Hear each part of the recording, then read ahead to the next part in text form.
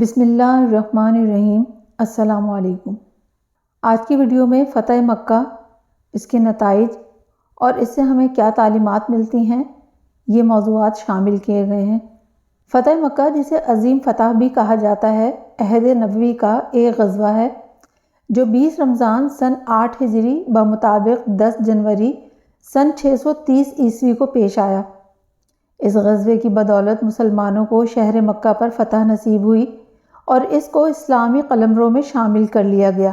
وہ مقدس و بابرکت گھر جس کی تعمیر کا شرف جد الانبیاء و مرسلین سیدنا ابراہیم علیہ السلام کو مرحمت فرمایا گیا، اور جس کی تعمیر کا مقصد حضرت خلیل نے بارگاہ خداوندی میں ان الفاظ میں عرض کیا: اے ہمارے رب، میں نے اپنی کچھ اولاد کو تیرے عزت والے گھر کے پاس ایک ایسی وادی میں ٹھہرایا ہے جس میں کھیتی نہیں ہوتی۔ اے ہمارے رب، تاکہ وہ نماز قائم رکھیں تو لوگوں کے دل ان کی طرف مائل کر دے اور انہیں پھلوں سے رزق عطا فرما تاکہ وہ شکر گزار ہو جائیں۔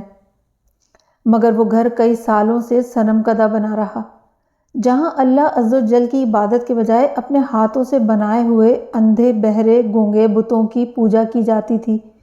اس مقدس گھر کو کفر و شرک سے پاک کرنے کے لیے اللہ عز و جل نے نبی آخر الزماں صلی اللہ علیہ وآلہ وسلم کو بھیجا۔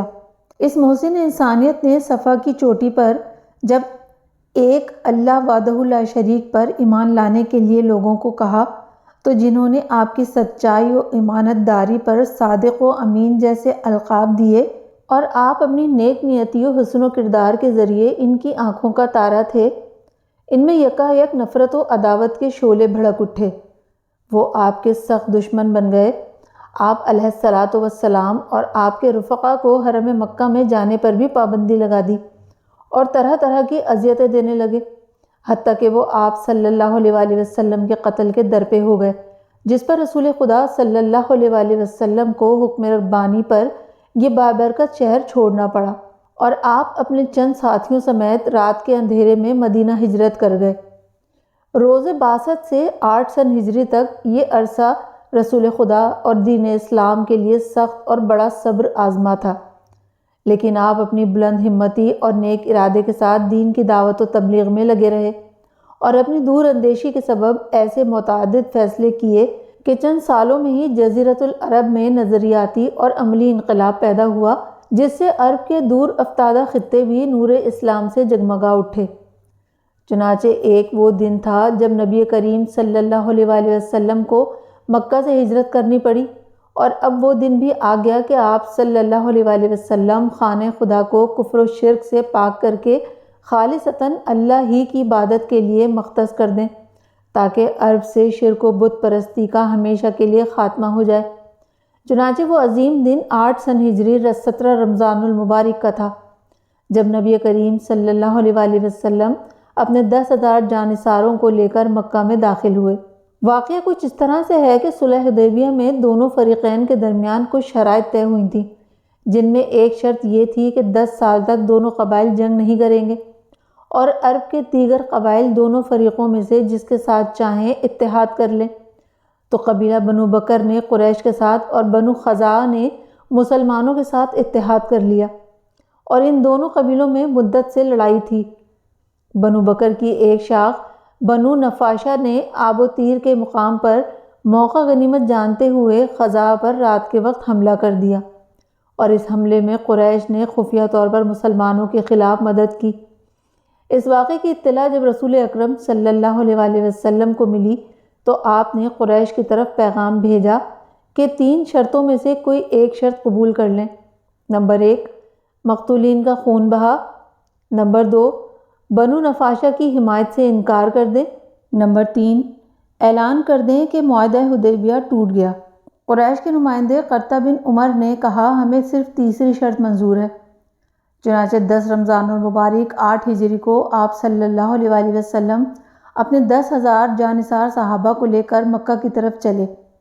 مکہ کے قریب پہنچ کر آپ نے اعلان کیا، جو شخص ہتھیار ڈال دے، جو اپنے گھر کا دروازہ بند کر لے، جو حرم مکہ میں داخل ہو جائے، جو ابو سفیان کے گھر میں داخل ہو جائے، ان سب کے لیے امان ہے۔ پھر آپ صلی اللہ علیہ وآلہ وسلم اپنے صحابہ کے ساتھ مکہ میں داخل ہوئے اور کعبے کو بتوں سے پاک فرما کر 2 نفل ادا کیے، اور خطبہ ارشاد فرمانے کے بعد کفار قریش سے ارشاد فرمایا، کیا میں تمہیں بتاؤں کہ آج میں تمہارے ساتھ کیا معاملہ کرنے والا ہوں؟ کفار مکہ آپ صلی اللہ علیہ وآلہ وسلم کی طبیعت سے آگاہ تھے، تو کہنے لگے، آپ کرم والے ہیں۔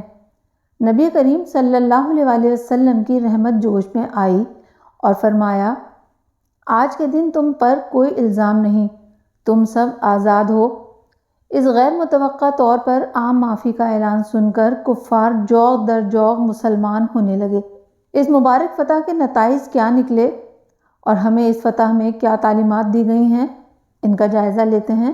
منزل اور کامیابی کی راہ میں اگر ایک راستہ بند ہو جائے تو 1000 راستے کھولے ہوتے ہیں۔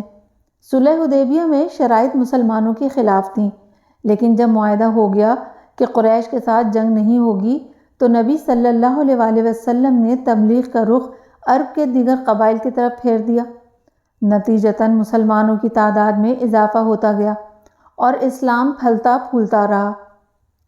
اسلام اپنے ماننے والوں کو اخلاق حسنہ کا درس دیتا ہے۔ چنانچہ مکہ فتح ہونے کے بعد جب کلید مکہ کعبے کے دروازے کی چابی نبی کریم صلی اللہ علیہ وآلہ وسلم کے ہاتھ میں آئی تو آپ نے عثمان بن ابی طلحہ کو بلایا۔ کعبے کی چابی ان کے پاس ہوتی تھی۔ فتح مکہ سے قبل انہوں نے ایک بار رسول اللہ صلی اللہ علیہ وآلہ وسلم کو کعبے میں جانے سے منع کیا تھا اور چابی نہیں دی تھی۔ اب فتح مکہ کے بعد حضور صلی اللہ علیہ وآلہ وسلم نے ان کو بلایا اور کعبے کی چابی منگوائی۔ جب انہوں نے لا کر دی تو آپ صلی اللہ علیہ وآلہ وسلم نے دوبارہ ان کو عطا فرمائی۔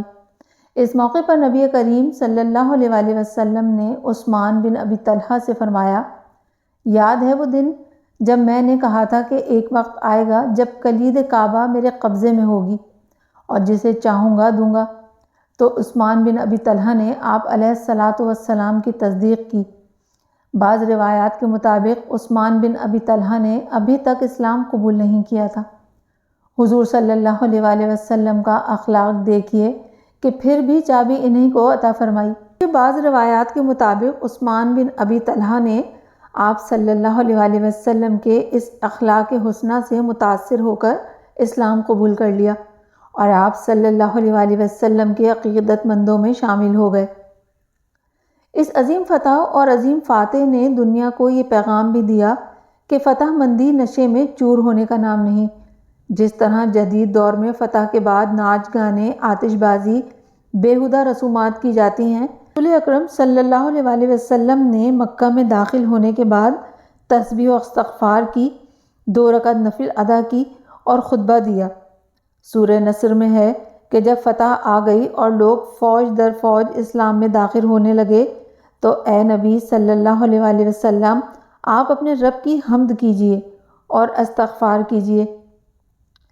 طاقت و اقتدار رکھ کر بدلہ لینے کے باوجود عام معافی کا اعلان کر کے نبی کریم صلی اللہ علیہ وآلہ وسلم نے عالمی امن کے پیغام کی واضح مثال پیش کی کہ کس طرح فتح کے بعد امن و امان کی صورتحال کو باقی رکھا جائے اور خون کا ایک قطرہ بہائے بغیر اپنی فتح کو برقرار رکھا جائے۔ فتح مکہ ہمیں اللہ تعالیٰ کے وعدے پر امید دلاتی ہے، لیکن اس کے وعدے کی تکمیل کے لیے خود انسان کو کتنی کوشش، محنت اور مصائب پر صبر کرنا پڑتا ہے۔ یہ بات آپ فتح مکہ سے پہلے حضور صلی اللہ علیہ وآلہ وسلم کی سیرت کو دیکھیں کہ کس طرح آپ صلی اللہ علیہ وآلہ وسلم نے دین کی خاطر محنت و کوشش کی۔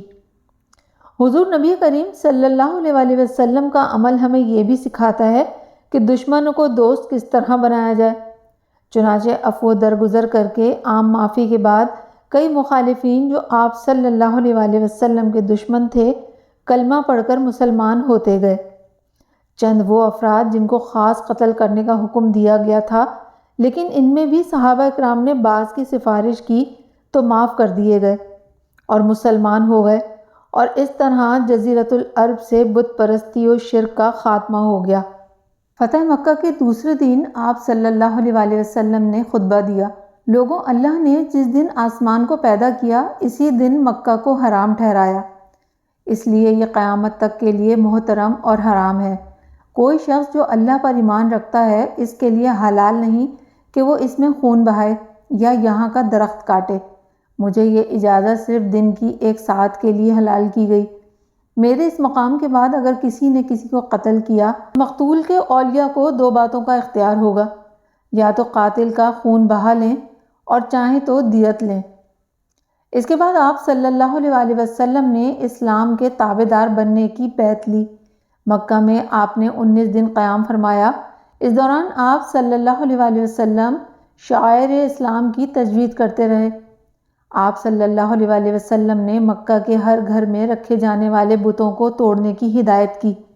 یہ ہے وہ غزوہ فتح جس نے بت پرستی کی مکمل طور پر کمر توڑ کر رکھ دی اور اس کا کام تمام کر دیا۔